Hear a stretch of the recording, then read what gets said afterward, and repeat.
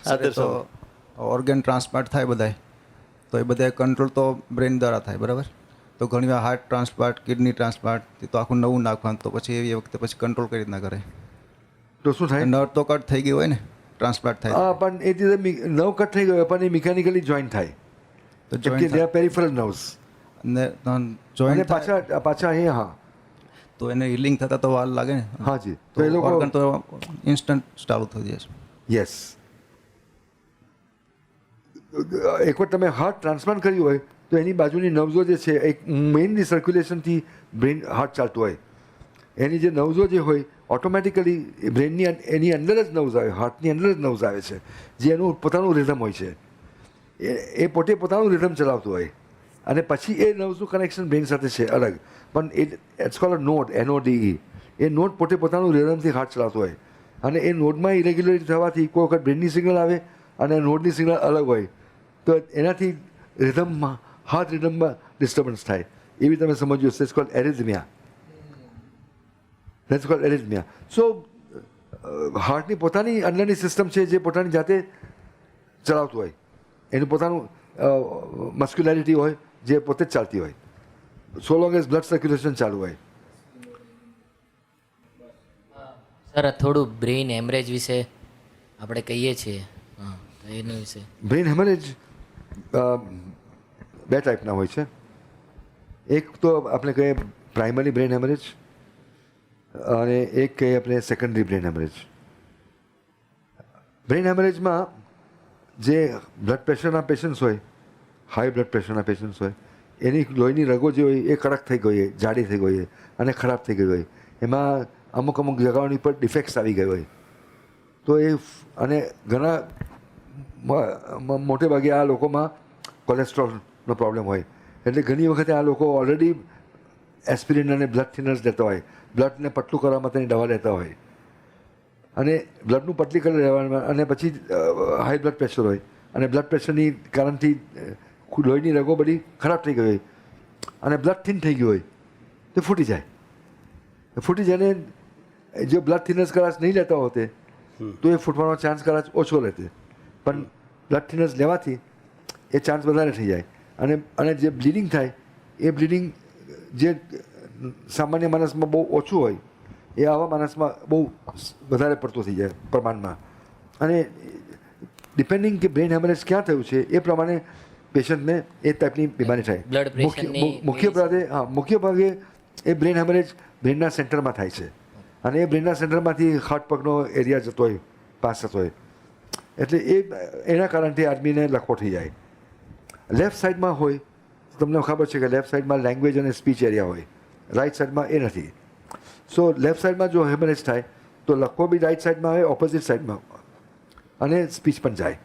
અને આવા પેશન્ટમાં એને તૈયાર કરવો બહુ મુશ્કેલ પડે, કેમ કે એને ફિઝિયોથેરાપી આપણે આપીએ, કસરત બી કરાવીએ, રિહેબિલિટેશન બી આપીએ, પણ એ સમજી શકે નહીં, બોલી શકે નહીં, એટલે એનું રિઝલ્ટ બહુ ખરાબ હોય. અને કોઈક વાર એનું ટ્રીટમેન્ટ પછી આપણે હેમરેજમાં મોટો બ્લડ ક્લોટ હોય તો બી આપણે ઓપરેશન કરીને કરતા કંઈ નથી. હવે મુખ્ય ભાગે બ્રેન હેમરેજ થયું હોય તો જો મોટા મગજમાં હોય તો એકવાર પેરાલિસિસ થઈ ગયું તો તમે ઓપરેશન કરીને બી તમે કાઢો તો એનો કંઈ રિઝલ્ટ નથી આવતું. નાના મગજમાં બ્લડ ક્લોટ થાય તો એ નાનું મગજ દબાણ કરે સેન્ટર ઓફ ધ બ્રેનને, બ્રેન સ્ટેમને, તો એ ઓપરેશન કરો તો તમે એ પેશન્ટ બચાવી શકો અને એ પેશન્ટ સાજો બી થઈ શકે અને ઘરે બી જઈ શકે નોર્મલ. સો બ્રેન હેમરેજ નાના મગજમાં, સેરેબેલમમાં નું ફ્યુચર, ભવિષ્ય બહુ સારું છે, પણ મોટા મગજમાં જે બ્રેન હેમરેજ થાય સેન્ટરમાં થાય. હવે સેન્ટરમાં નહીં થાય અને દૂર મગજમાં થાય તો એ ક્લોથ તમે કાઢી શકો અને પેશન્ટ પાછો સાજો થઈ શકે. હવે બીજી એક ટાઈપનું બ્રેન હેમરેજ છે જે પ્રાઇમરી બ્રેન હેમરેજ છે, જે બ્રેનની બ્લડ વેસલમાંથી ફૂટતું હોય એને એન્યુરિઝમ કે માલફોર્મેશન કે. એન્યુરિઝમ એટલે બ્લડ વેસલ જે લોહીની રગ છે એમાં ફુગાઓ બની જાય, ફુગા જેવું થઈ જાય, ફુગો થાય અને ફૂટી જાય.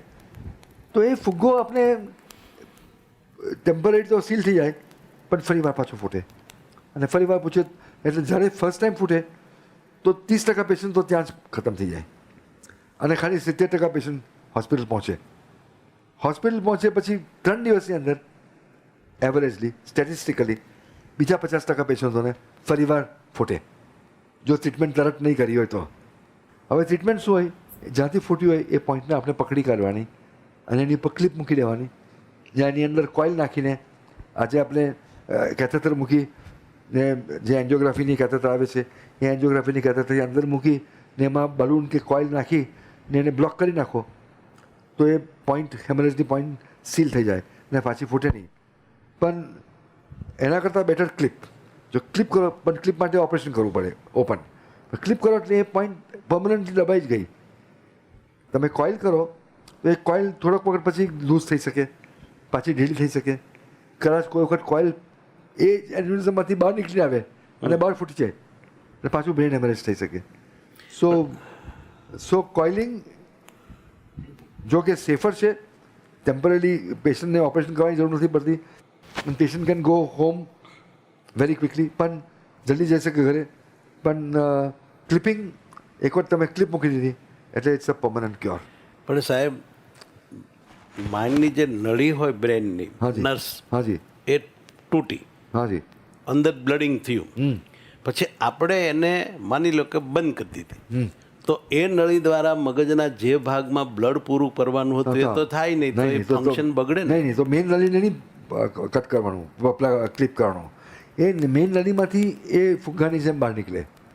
તો ફુગ્ગાની જેમ બહાર નીકળે તો એની નીચેનું ગરદન કહેવાય અને ઉપરનું માથું કહેવાય.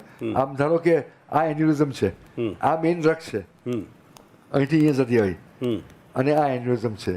એ એન્યુરિઝમ આ મેઇન રગમાંથી બહાર નીકળીને ગરદનમાંથી બહાર નીકળીને એ ગરદન છે એન્યુરિઝમની અને આ એનો માથું છે. એટલે ક્લિપ અહીંયા કરી નાખવાની. એ તો ખાલી ફુગો થયો હોય તો, પણ તૂટી ગઈ હોય તો નહીં તૂટે, એટલે ફુગામાંથી જ તૂટે. બ્રેન હેમરેજનું પૂછે છે. બ્રેન હેમરેજ, બ્રેન હેમરેજ જો થયું હોય તો તેને એ તો ઓલરેડી ફ્યુઝ ફૂટી ગયું હોય, એને પાછી રિપેર કરવાની કંઈ જરૂર નહીં હોય, એ ખલાસ થઈ ગયું હોય, એ પોતાની જાતે બરબાદ થઈ ગયું એ નસ. એટલે ટોટલ બ્લડ ક્લોટ નહીં કરવો, એની ઉપર જે છે સીલ એ બ્લડ ક્લોટ રવા દેવાનો, બાકીનો બ્લડ ક્લોટ ઉપરથી તમે કાઢી નાખો કે બ્રેનની અંદર પ્રેશર નહીં બને. બ્લડ ક્લોટનું ઓપરેશન કરવાનો મતલબ એટલો જ છે નહીં કે એ પ્રેશર બનશે તો બ્રેન દબાશે, બ્રેન દબાશે તો પેશન્ટને કોમામાં જાય અને પછી મરી પણ જાય. તો ફૂટી જાય તો ઉપાય જ નહીં ને. ફૂટી જાય તો નહીં, લખવો થાય યુઝલી, મરી નહીં જાય. બરાબર. પણ ઘણું મોટું ભયંકર હેમરેજ હોય એટલે મરી પણ જાય. યસ, બરાબર. એટલે પછી તે વખતે લાઈફ સેવિંગ થાય. અને જે આપણે બ્લડ ક્લોટનું કરવા માંગીએ છીએ એ ખાલી લખવો બચાવવા માટે, જે થયું હોય એનો થોડોક ભાગ હલકો થાય તો એનું રિકવરી થોડી જલ્દી થાય. પણ નોર્મલી એવું થતું નથી, કારણ કે એકવાર જે બ્રેન હેમરેજ થઈ ગયું અને એના ફાઇબર્સ ફાટી ગયા હોય એ તમે પછી ઓપરેશન કરીને બી કરો તો એ ફાઇબર્સ નકામા થતું નથી.